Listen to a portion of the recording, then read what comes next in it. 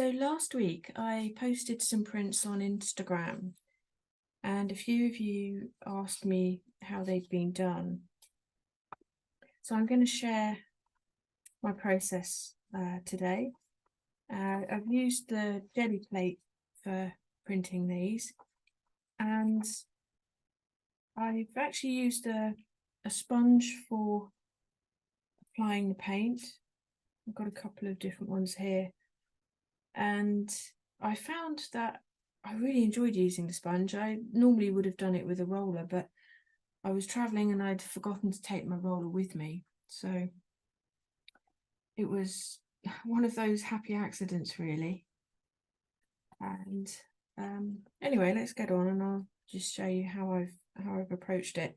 I'm using a piece of glass just to hold my Gelli plate in place, and then underneath that there's a piece of paper just to help me line up my printing paper on top of the plate. I'm going to add some Payne's grey. First of all, I'm using golden open paints, and the reason for that is just simply because they stay workable longer than a traditional fast drying acrylic paint. You could use any acrylic paints for this really, but what I'd recommend is perhaps to use a soft body paint rather than using something really thick, just to stop it from drying and crusting up on the plate. So I'm going to start with one edge of the sponge and gently work the paint onto the plate, trying to spread it out as evenly as I can, and I'm looking to try and get it fairly thin. So just gently tapping the paint, pushing it onto the plate, not too much pressure, very light motion, and I'm just using that area of the sponge at the moment.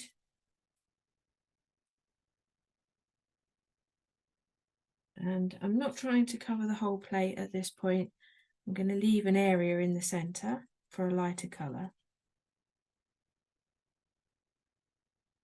Just spreading that round. A circular motion, moving my wrist as I go. And at this stage, it's as much about how it feels as how it looks. You can feel how sticky the paint, how thick it is.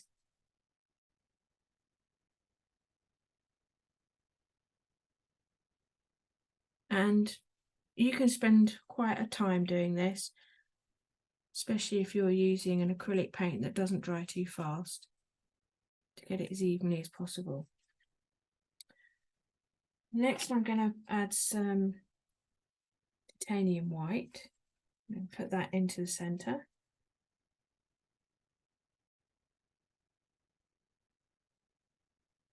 And I'm going to use a different clean area of the sponge on the opposite side to the Payne's grey. Just working in a circular motion up to the edge, trying to get that paint as evenly as I can. And then I'm going to start working out into the Payne's grey to create a blend.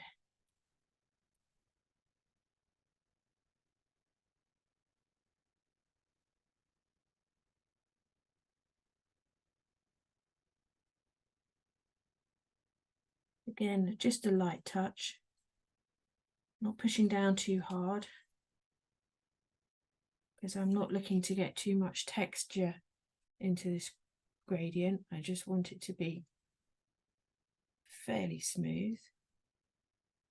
And again, it's something that if you take a bit more time with it, you can get quite a nice gentle gradient.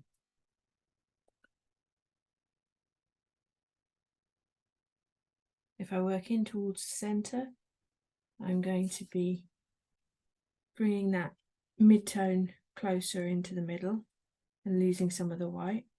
So I'm just being careful not to lose too much of it. Okay, I think that will do for our first print.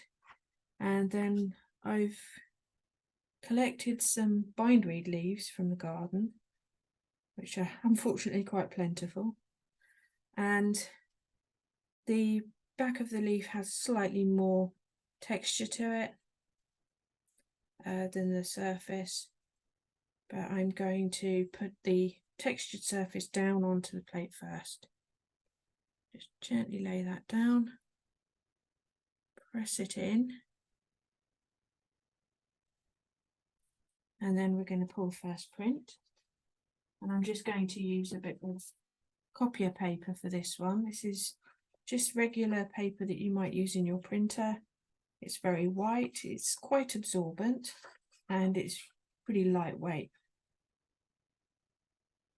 Line it up with the guide that's underneath the plate as best I can, and just gently rub across the surface, pushing around the edge of the leaf.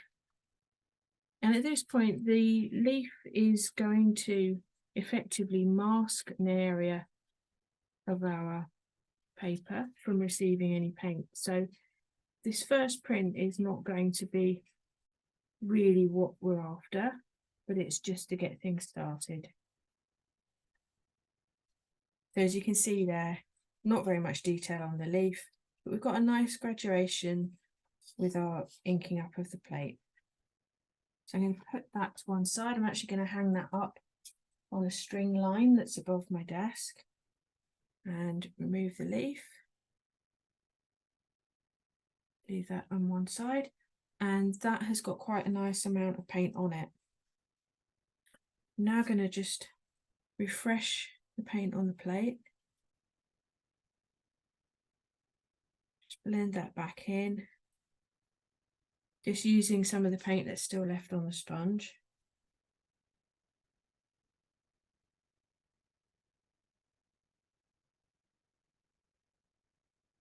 And then I'm going to add some more paint. I'll put a bit more Payne's Grey on here.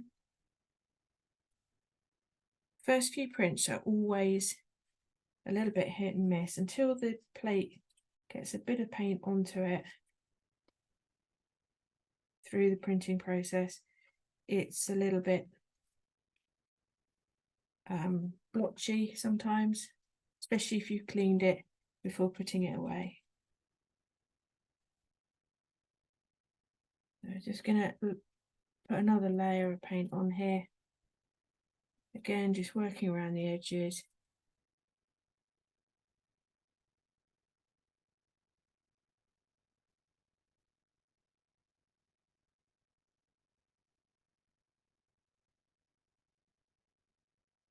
And this time I'm going to come a little bit closer into the middle,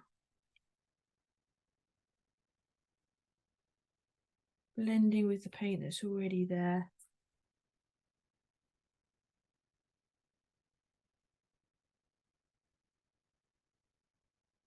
And now I'm going to just flip the sponge around and use a little bit of the paler area here,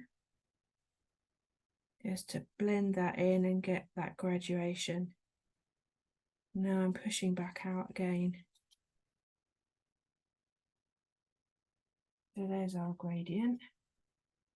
And I'm going to put my leaf back on, this time the other way up. And I'm going to pull a print with, this is cup cycled paper, so it's a little bit thicker. It's like a cartridge paper. Typical that sort of paper that you would use for drawing on. Place that on. And then I'm going to take my glove off just so that I can get a nice even pressure on, trying to impress as much of that paint into the paper as I can. I can feel the leaf underneath, just about. I can't really feel the edges of it. I'm just going to go all over it, making sure to press down around the edge.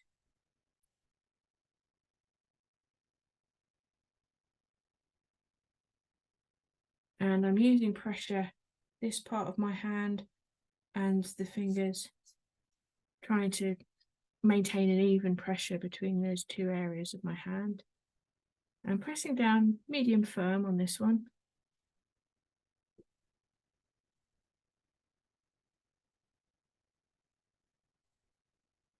And our leaf is still stuck to the paper, so I'm just very gently going to remove that.